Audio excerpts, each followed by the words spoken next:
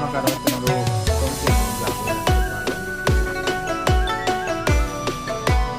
Server station ရဲ့ဒီလိုရထားနေဖြစ်ပါတယ်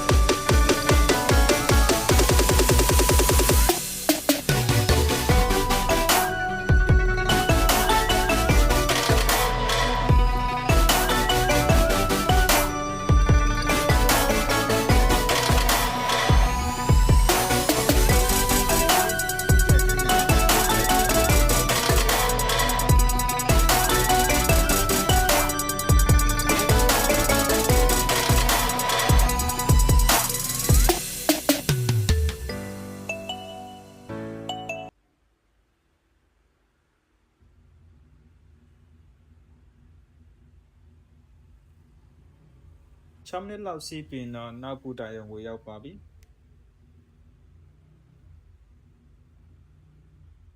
ဒီပူတာရုံလေးကလည်းတက်ပုံရပိုအရင်လှပါတယ်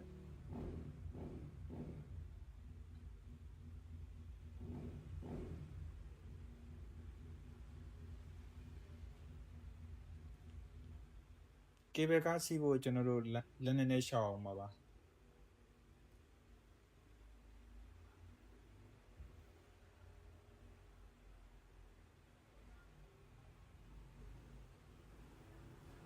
လန်ခဏလျှောက်ပြီးနော်ကေဘယ်ကားစီးမဲ့နေရာရောက်ပါပြီ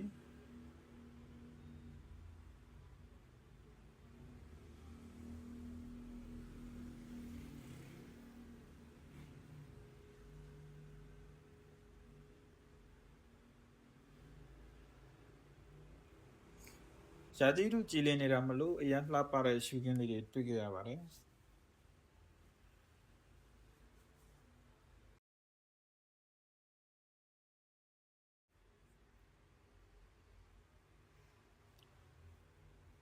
မိနစ်20လောက်စီးပြီးတော့